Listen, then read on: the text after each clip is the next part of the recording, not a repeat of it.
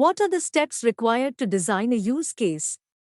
The steps involved in designing a use case are: identification of the system users, creation of a user profile for each category of users, identification of objectives associated with each user and their significant roles, creation of use cases for every goal with a use case template, structuring the use cases, review and validation of the users.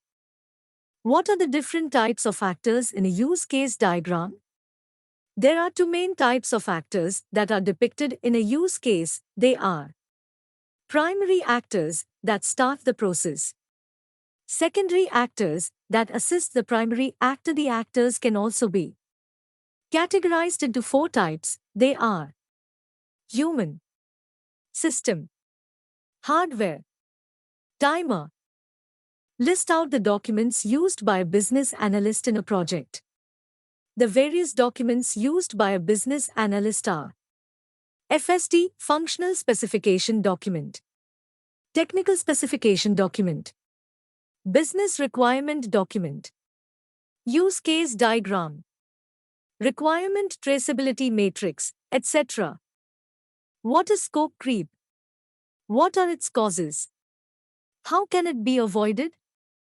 Scope creep, also known as requirement creep, is a term that is associated with uncontrolled changes or deviations in a project's scope within the same resource range. Some possible causes of scope creep include poor communication, improper documentation. Scope creep can be avoided by proper documentation, organized change management, a prior intimation of changes to the associated parties, refrain from gold plating, i.e., additions of extra features to existing functionalities. What is the difference between BRD and SRS? SRS, Software Requirements Specifications, is an exhaustive description of a system that needs to be developed and describes the software user interactions.